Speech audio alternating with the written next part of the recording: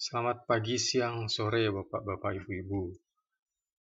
Berikut saya akan mencoba menjelaskan sedikit dari cara penggunaan aplikasi untuk BUMDes.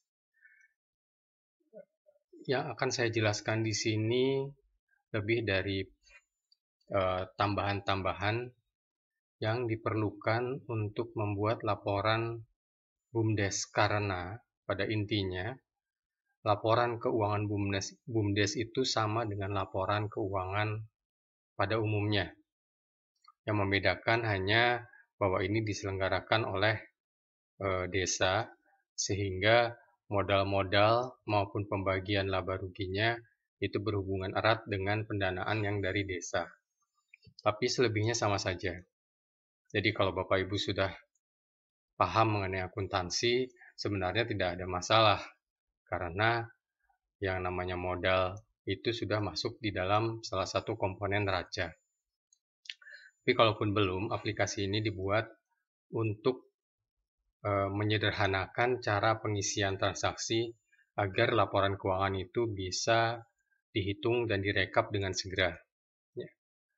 Salah satu aplikasi yang sudah saya modifikasi untuk keperluan BUMDes adalah aplikasi dari yang namanya Koperasi Serba Usaha, di mana di sini tidak ada anggota, tapi adanya adalah warga, dan usahanya terdiri dari perdagangan atau toko, kemudian simpan pinjam, dan satu lagi adalah jasa jika ada.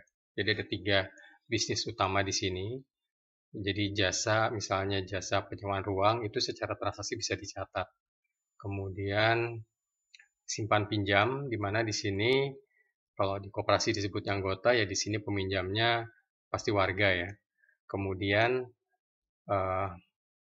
perdagangan lebih ke toko, di mana produk-produknya memang dibeli dan dijual untuk keperluan warga.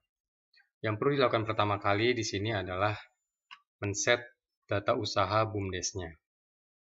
Di sini pengisian dimulai dengan mengisi tanggal awal periode, jadi aplikasi ini bisa digunakan untuk periode 1 tahun.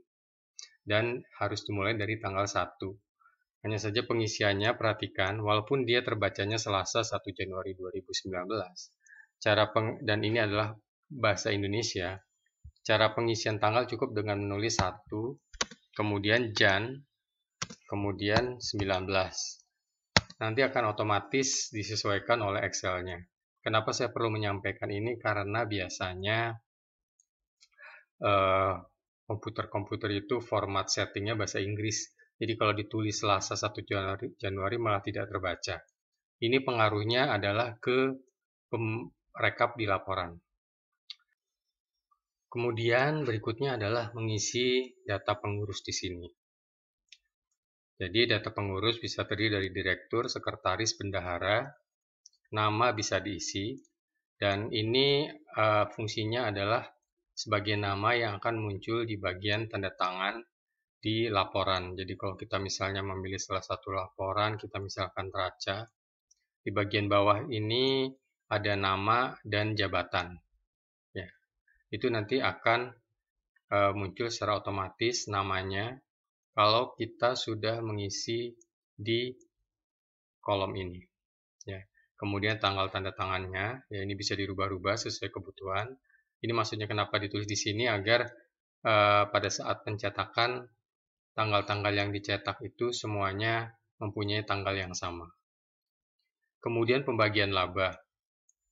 Seperti kita ketahui tadi ada modal. Nah, ini bisa diganti nih modalnya. Jadi misalnya modalnya tadi ada modal pemerintah desa, di mana itu nanti ada keuntungan yang dibagikan. Nah, ini ditulis pembagian labanya berapa persen. Kemudian dari alokasi keuntungan mau dibagi untuk apakah dana pengembangan usaha, bonus pengurus, dana sosial, cadangan, atau investor pihak ketiga. Ini bisa dituliskan di sini pembagian dari labanya. Ya. Jadi setelah kita isi di sini, nanti angka-angka ini akan menjadi parameter pembagian saat pembagian laba. Jadi kalau kita misalnya pindah ke sini, laporan keuangan, laporan pembagian laba, akan terlihat dari keuntungan di akhir tahun. Itu pembagiannya adalah sekian. Ya, persentase pembagiannya, dan ini nanti akan masuk di laba ditahan. Dan pada saat dibagikan, itu nanti bisa, jadi tidak dicatat di tahun ini, tapi dicatat di aplikasi berikutnya. Jadi kalau misalnya ini dicatat untuk periode 2019, maka laba ini adalah laba untuk tahun 2019, di mana pembagiannya nanti akan bisa dibagikan di catatan untuk tahun 2020. Karena pada dasarnya aplikasi ini adalah mengikuti format dari koperasi serba usaha, maka untuk petunjuk-petunjuknya di menu-menu yang ada ini mengikuti petunjuk di menu koperasi serba usaha.